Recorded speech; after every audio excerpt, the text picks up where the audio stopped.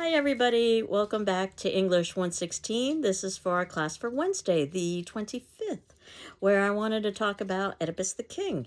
And also remind you that at the Lava Center, which is in downtown Greenfield, and you can see the address in the notes below, if you are looking for something to do for Halloween at the Lava Center on Sunday the 29th, at 7 p.m. There will be a showing of the horror film Night of the Living Dead with a discussion afterwards that I will be facilitating. And I'll also be reading a sample chapter from my in-progress book about horror film and specifically about Night of the Living Dead. So I hope to see you if you are a fan of Halloween. Costumes are encouraged, and yes, indeed, I will be in costume. So, Oedipus Rex. As we know, we watched the film, and Rex means king, by the way, in Latin. It was from Tyrone Guthrie, a very esteemed director, 1957, so it's got some age to it.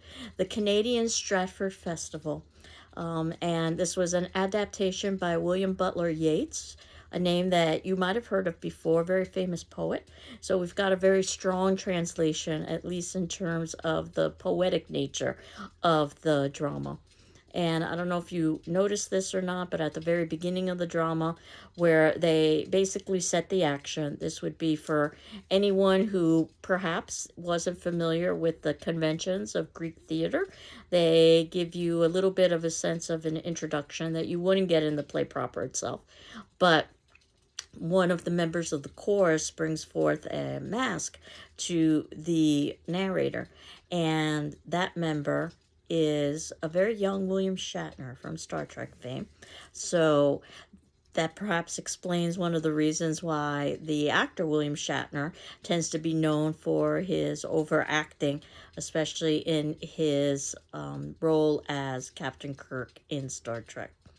So I just want to share that with you. And as you know, this production tried to duplicate as much as possible what we might have experienced in 430 BC.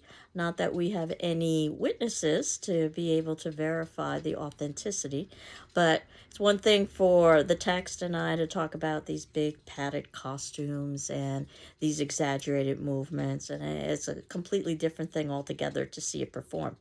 Now, of course, we've got cameras. We weren't watching it live, so we're watching through the eye of the camera. And you might have noticed that this wasn't performed in a Greek amphitheater, it was performed on the stage. So there are some differences, certainly within the cameras, because ultimately we are often given close-ups, and that's a view that we would never have in a Greek amphitheater that could seat 14,000 people. And imagine if you were all the way in the back, what you would see would basically be little dots on the stage. So those exaggerated movements would be necessary. The padded costumes that were larger than life would be necessary. Wearing those platform shoes would be necessary. The masks would also be necessary to help you differentiate characters. Some of the stage conventions, such as a chorus, where you would have multiple people narrating at the same time, would help increase the volume.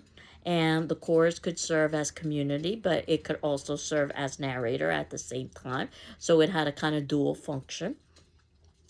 One of the things that I do like about the production that we saw is their use of color imagery to reinforce some of the themes in the play itself. So you might have noticed that when we are initially introduced to Oedipus, he's dressed all in gold, very much a royal color. His eyes are much darker in his mask and blackened out to illustrate that Oedipus doesn't have insight. Though when we're introduced to Tiresias, the blind prophet, we see that his eyes are much bigger and much darker. Again, to illustrate that Tiresias is physically blind.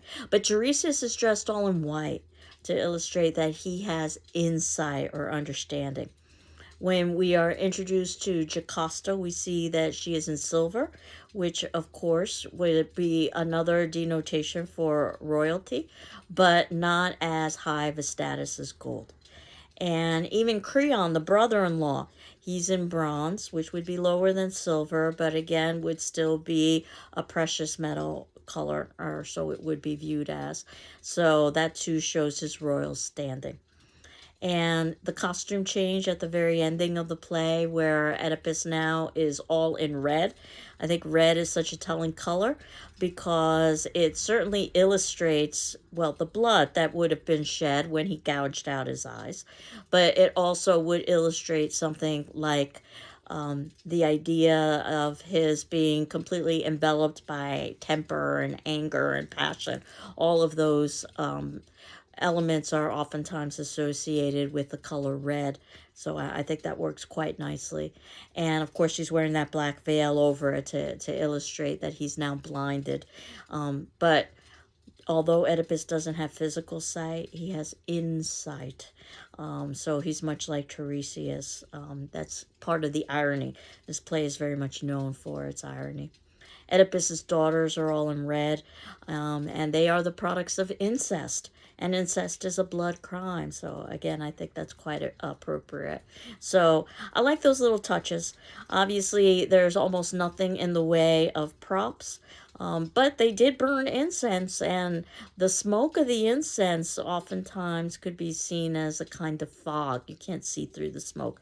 And vision and blindness is such a prevalent theme in the drama. They certainly wouldn't have had fog machines during the time, but they did have incense, so they could simulate the idea of smoke and not being able to see with the incense. So I talked a little bit about some of the reasons why Oedipus the King, as old as it is and from such a different culture and time, is something that's so important in terms of the dramatic tradition. And part of that is because of Aristotle, who was not only a great philosopher at the time, but one of the first literary critics who identified all the elements that are supposed to be associated with tragedy or great tragedy, and even labeled Oedipus the King as perhaps the finest example of tragedy that had existed, at least up until that point. And the criteria, which can be found in Oedipus the King, is that you've got something that's complex, which makes sense because literature should be complex, and terrible. That also makes sense because we're reading and watching a tragedy. And we should feel pity.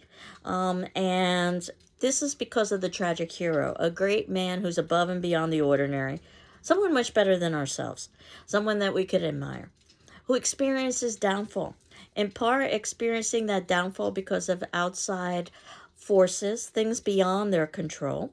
That's one of the reasons why we can feel pity for them. You could call this fate or destiny, or perhaps in today's language, we might call it luck.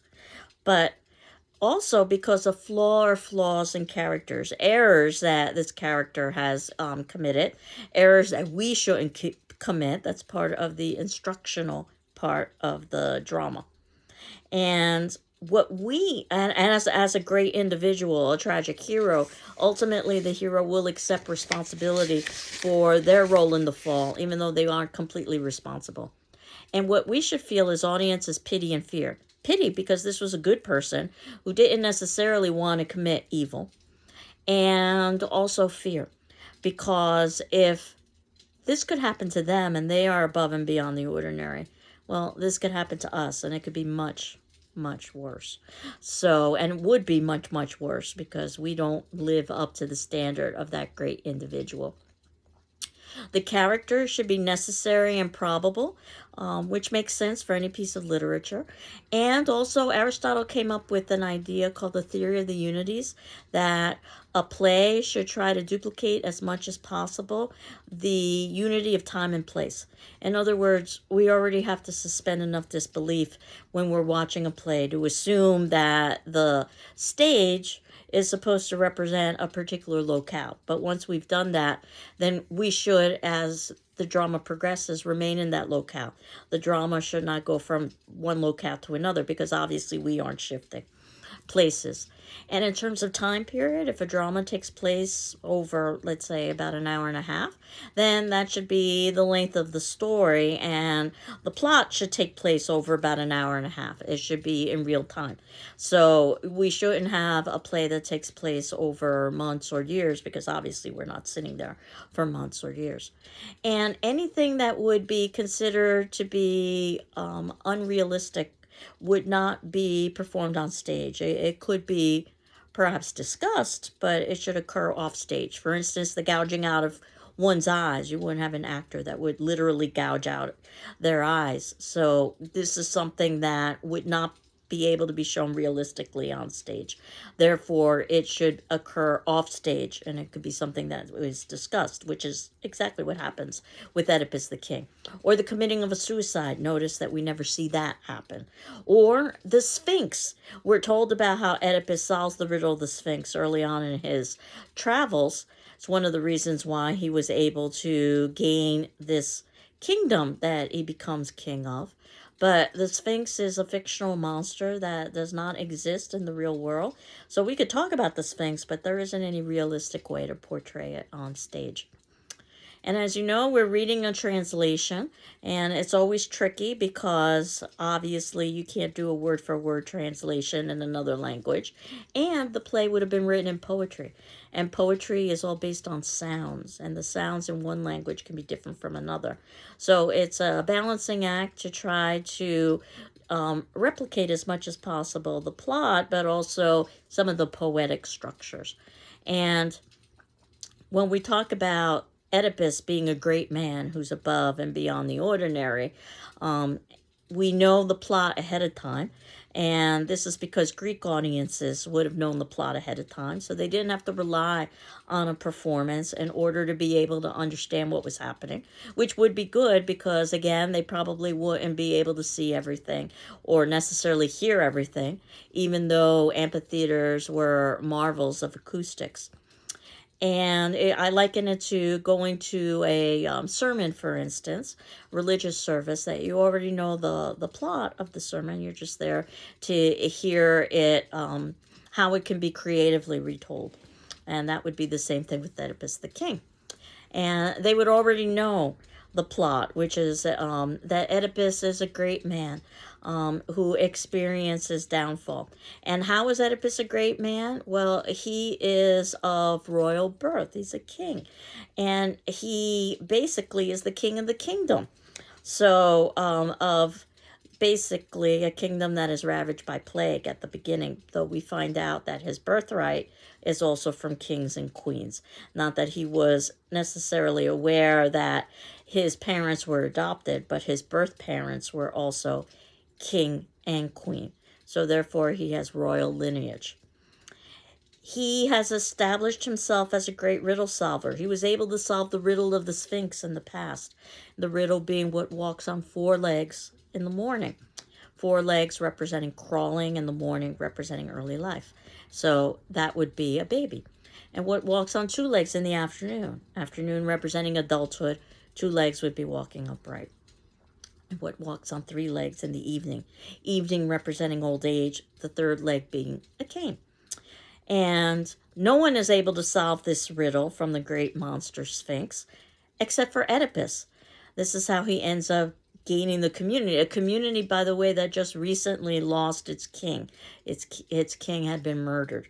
Again, wink, wink, nod, nod. We know what Oedipus doesn't, that Oedipus himself is the murderer. But this will be revealed as our play, Oedipus the King, progresses. And Oedipus is also a good ruler. At the beginning of the play, he is confronted with the plague, and he is concerned with the welfare of the populace, so much so that he sends out messengers to try to find the reason for the plague. And when the messengers all come back with the same answer, that Oedipus is responsible, yes, he responds badly. These are some of his flaws in character, that he has paranoia and denial. In fact, he even accuses his own brother-in-law, Creon, of trying to steal the kingdom from him. And Creon says, I have all of the perks of being part of the royal family without any of the responsibilities that you have. So no, I don't want your kingdom. This is really what I was told by the oracle, that you yourself are responsible which is, of course, something that Oedipus is going to have to solve. And as the play progresses, again, part of the irony that the great riddle solver can't solve the most obvious riddle of all, that he is the reason for the plague. But to Oedipus's credit, he continues to dig for the truth. And he says, that ultimately, even if I myself am guilty, of course, he never thought that that would be true. We find out that it is true. And he does accept a certain level of responsibility for the errors that he's made.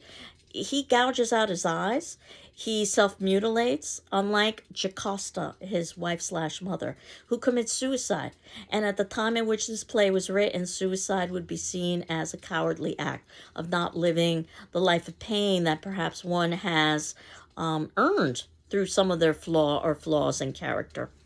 So Oedipus continues on and not only gouges out his eyes, he also is willing to continue to dig for the truth, regardless of the consequences.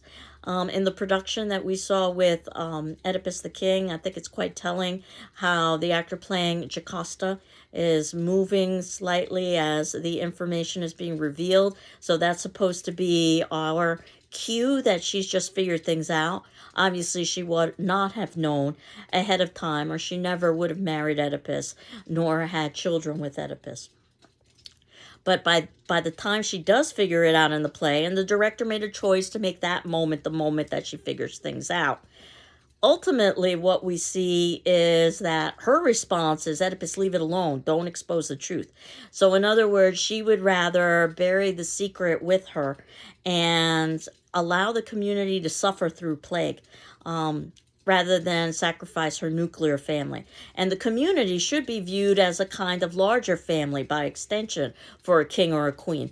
Oedipus sees it that way, and he's willing to do anything to protect his people, unlike Jocasta, who'd rather protect herself rather than protect the populace, which is why Jocasta can never be a tragic hero, because she never really accepts responsibility.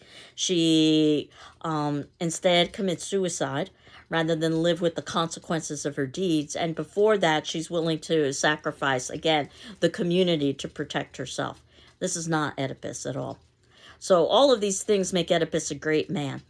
And his downfall, I think, is pretty easy to see, that he is confronted with plague that he is in part responsible for.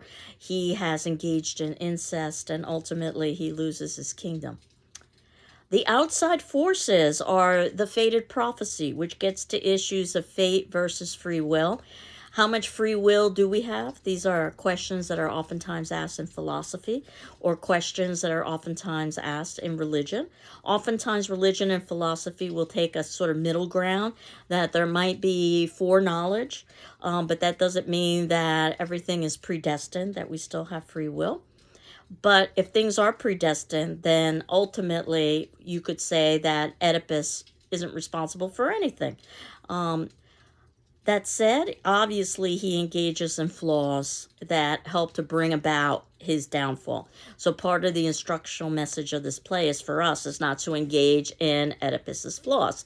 Hubris, excessive pride, and this is the hard part of the play for modern audiences to really understand how it would have been viewed during 430 BC, because in our contemporary time, we would probably engage in many of the same actions that Oedipus engages in, to try to avoid fulfilling his fate.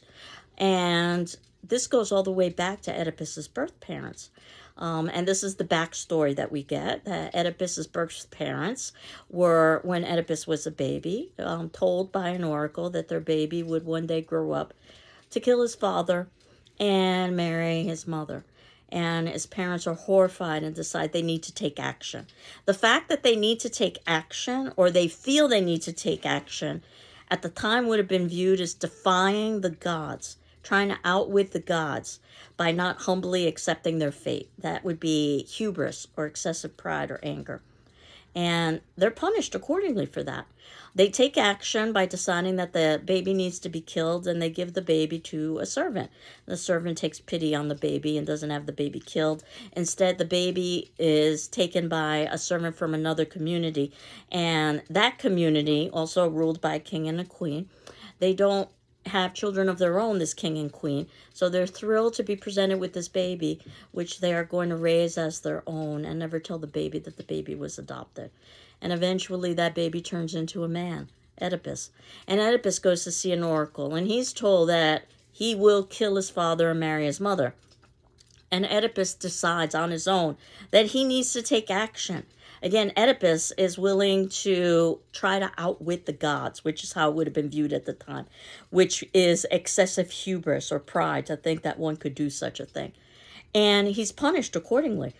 What Oedipus does is he tries to put as much physical distance between himself and the people he thinks are his biological parents, but they aren't his biological parents, they're his adopted parents. And in his travels, he just gets closer and closer to his biological parents. There's a man who is blocking his way at a crossroads, and Oedipus, in a fit of anger, one of his flaws, anger, kills them all. Perhaps one of the first literary examples of road rage. And that said, that we find out that that man that Oedipus killed is his biological father. And then eventually Oedipus continues on in his travels and finds a community that's ravaged by plague because of that monster, the Sphinx. And the riddle needs to be solved. No one is able to solve that riddle but Oedipus. And it just so turns out that that community has recently lost their king. He's been murdered. This was the man that Oedipus killed at the crossroads. The reward Oedipus has for defeating the Sphinx is being given the kingship, and that includes the newly widowed queen, who ends up being Oedipus's biological mother. Now, of course, the great irony in all of this is that if Oedipus had decided not to take action and leave his parents, would the prophecy have even come true? And this is also comparable to Oedipus's parents, biological parents. If they had decided not to have the baby Oedipus killed, would any of this have come true? And this also gets into the question of fate and free will and predestination. Was it already foreknown that they would take action? And that's the reason why the prophecy came true. It almost reminds you of those time travel stories. They can hurt your head trying to wrap your mind around all of the possibilities. But certainly one of the messages there is to basically humbly accept one's fate from the gods. Keep in mind that this is a society of gods. But also avoid excessive anger and denial, which is what blindness is. Oedipus is a great riddle solver, but everybody has solved the riddle except for Oedipus because he doesn't want to see the ugly truth. And his paranoia as well, that he says he wants to know the truth, but when he's presented with the truth, he dismisses it because it's not the truth that he wants to hear. But again, to Oedipus's credit, he accepts responsibility. He doesn't commit suicide the way Jocasta does. Instead, he accepts an exile. An exile would be comparable to pretty much death. And prior to that, he gouges out his eyes, which works so nicely thematically because the play is all about vision and blindness. Notice that we have a blind prophet. Tiresias is physically blind, yet has insight, which is what Oedipus will be at the ending of the play. More irony. And in fact, Oedipus will basically fulfill his own riddle, that he will be walking on three legs. And that's because of his cane. Not because he's old, but because he's blind. And as I had indicated, this is part of a three-part story. We're just reading the first part. The second part is Antigone. And Antigone is the story of Oedipus's daughter / sister, who's now an adult. And this is the daughter that in Oedipus the king, he says goodbye to. Now that Creon is king, how's that for irony? Creon never wanted to be king, and now he's king. And Creon, even though Oedipus treats Creon so badly, Creon shows mercy and he shows kindness to Oedipus by allowing Oedipus to say goodbye to his children, specifically his daughters. And Oedipus is so concerned about the girls in particular. At least the boys will be able to fend for themselves one day and get jobs. But who will marry the girls, the products of incest? And without husbands, how will they survive? So gender is embedded within this particular play as well. So that said, Oedipus goes off in exile on three legs. But We will find out in the next play, which is included in your text, I believe, Antigone, what happens to Creon, who's still king. And he's a very different kind of king. Instead of being kind and reasonable and rational, which is what he represents in Oedipus the King, he's filled with arrogance and pride and paranoia and denial. In other words, he becomes much like Oedipus was in the first play, which begs the question, what does the position of rulership and royalty do? Or does absolute power corrupt absolutely, if you've ever heard that expression? The third play, which I don't think is included in your textbook, but you could find it easily enough if you wanted to online, Oedipus at Colonus. And this is the story of Oedipus now as an old man. He's been wandering blind. And the question is, after all of these years of exile, has he somehow atoned for his sins? Will he be forgiven by the gods? And I won't tell you. You'll have to read or watch the play. So I won't give you a spoiler alert. And if you have some interest in knowing how it turns out, then that shows that there's something of value in Oedipus the King, because ultimately you've got some interest, even if it is from 430 BC Greece, and even if we are reading a translation. So we, as audience, should pity Oedipus, because after all, he is above and beyond us, because he's royalty and he's a great riddle solver. In theory, we never would have been able to solve that riddle. No one else was. And we also feel fear that if Oedipus could fall this far, we can as well, and probably farther. The moral lesson to us, at the very least, is not to engage in Oedipus's flaws. And sometimes the tragic hero is talked about having a tragic flaw in the singular. I like to say flaws in the plural, because I think there are many flaws that Oedipus engages in, which is something that I'll be revisiting shortly. So this idea, of not engaging in Oedipus's flaws also is in contrast with the idea of there are things beyond our control. Fate, luck, free will, however it is that you want to classify this. And if we think about Jocasta, completely the opposite of Oedipus. She's not concerned with the populace, and she doesn't accept responsibility by committing suicide. And she's also, while she might be a queen, so that might make her above and beyond the ordinary, she's certainly not a good ruler, because she's not putting the welfare of the community above her own welfare. And she's certainly not a great riddle solver, because she wasn't able to solve the riddle of the Sphinx. And I can tell you right now that I always read Oedipus wrong, and I'm Oedipus the King, that is, and I'm well aware of it, that I am reading it and I'm looking for the loophole. How could I have done better? I would decide not to kill anybody, so that would protect me from the prophecy. Or I would decide not to marry anybody, and that would protect me from the prophecy. Or I would decide not to spend time in a romantic relationship with anybody who might be old enough to be my parent. So that might perhaps save me. And I might even be arrogant enough to think that I could have solved that riddle of what walks on 4 legs in the morning and 2 legs in the afternoon and 3 in the evening. The sin, the error, the flaw I would be committing would be hubris, excessive pride.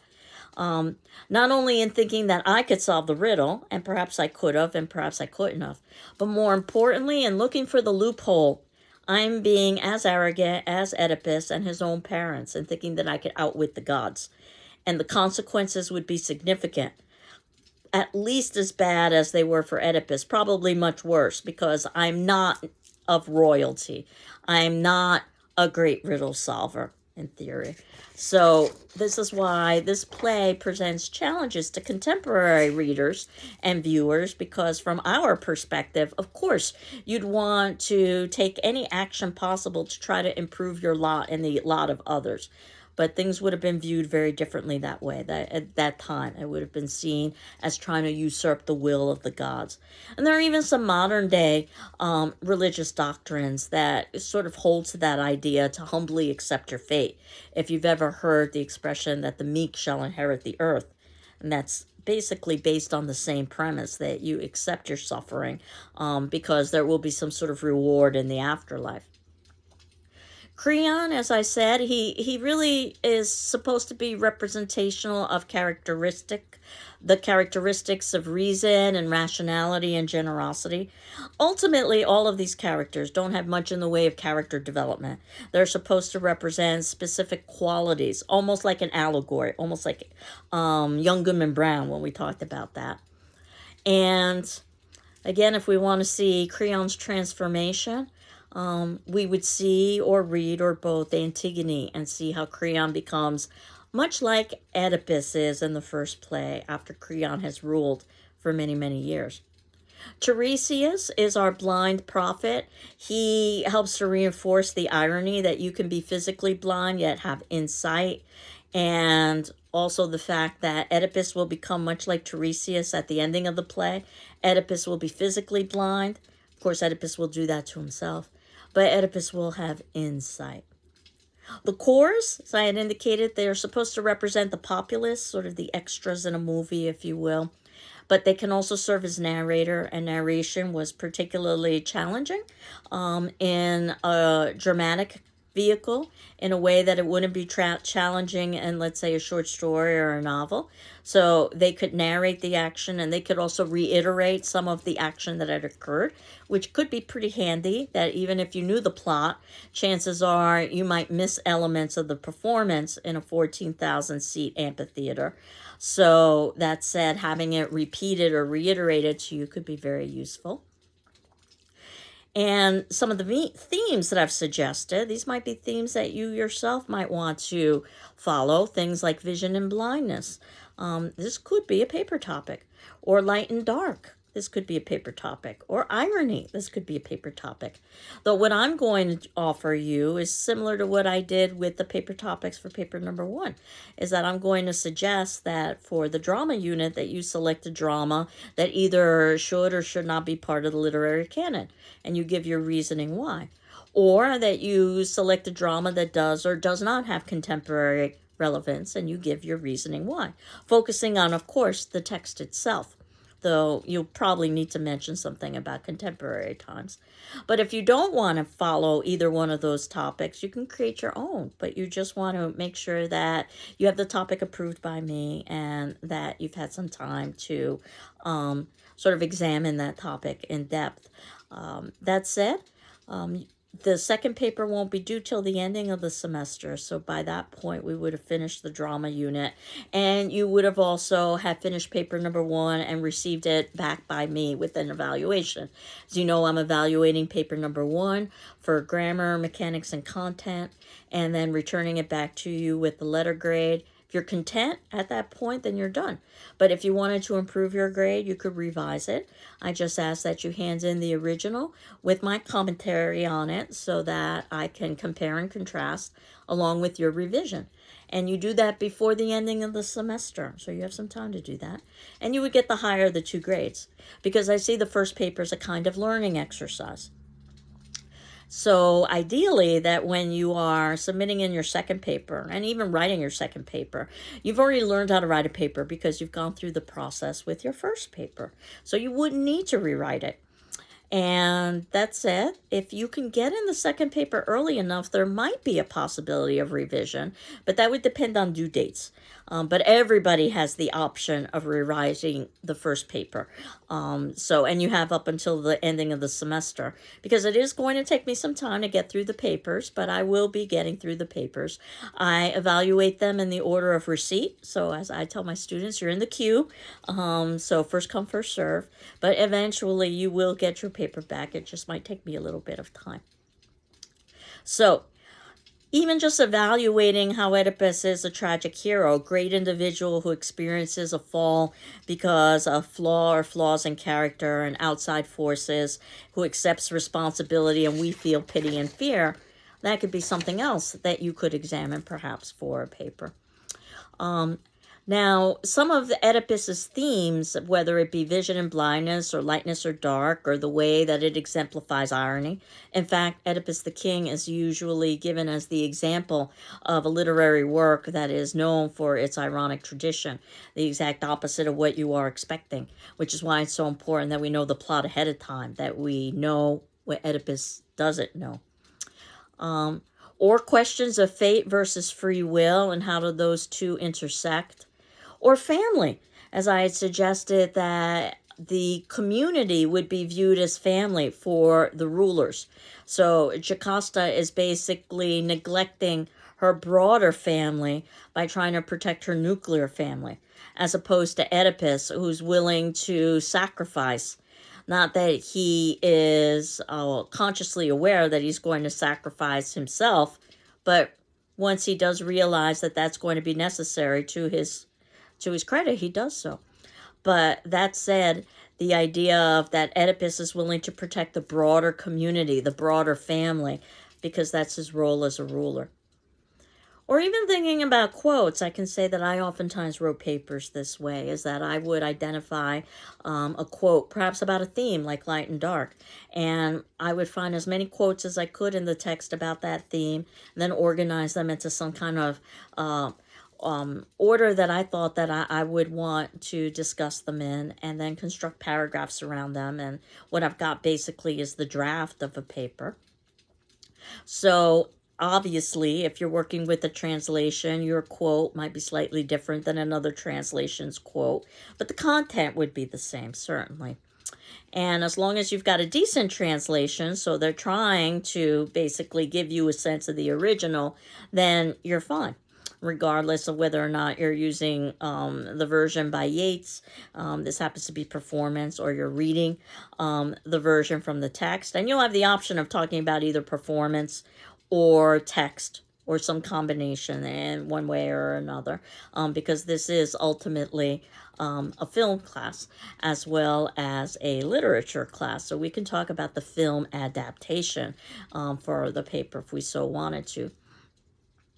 But your attendance question for today, and this will be due on the class discussion forum Friday the 27th, might help you in terms of thinking about themes, because I'm going to ask you specifically to find an important quote that you think is important and talk briefly about why you think it's important. Again, I'm not even asking you to find an important quote. I'm asking you to find an important quote that you think is important. So there is a difference there. So it's about, why do you think it has relevance?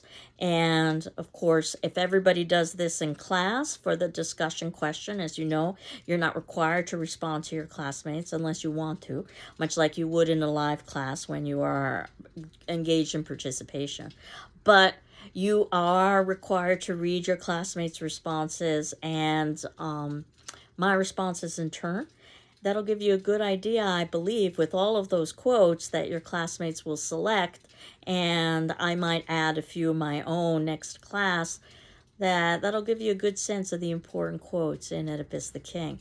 So that's where I'm going to leave you, to find an important quote in Oedipus the King, and on our discussion form to indicate why you think it's important.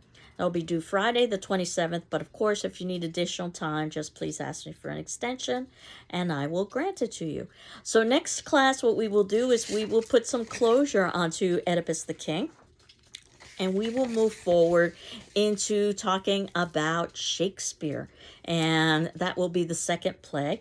Ideally, though I understand that this is not always possible, but as I like to say, I live a very active fantasy life. Ideally, you are close to finishing reading Midsummer Night's Dream if you haven't already finished it.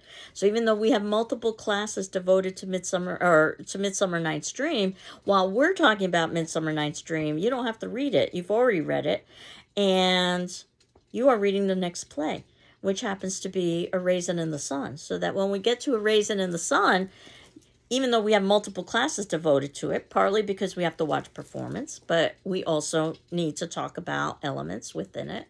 Once we get to that particular point in the semester, you would have finished Raisin in the Sun in its entirety. So you're at home, not reading Raisin in the Sun, but you're starting to think about paper number 2 as we are moving into our very final unit after Raisin in the Sun, and that happens to be about poetry. And while we won't have time for a third paper about poetry, the bulk of the final exam, which is an essay exam, open book, open notes, which I'll talk about further as we get a little bit closer. But basically, I would duplicate what we would do in a face-to-face class. But rather than have 2 hours to take the final exam, you would have 24 hours to take the final exam. But the final will be mostly devoted to poetry. So instead of writing a paper about poetry, you would be writing final exam essays about poetry. And then there will be a couple of short questions, one on short story and one on drama, just so that you could put some closure onto the whole thing. But I'm jumping ahead here. Where we are is going to be putting some closure onto Oedipus next class. And then we are going to begin with Shakespeare. So I hope you are doing well. I'm doing well. And we will continue on next class. Take care. Bye-bye.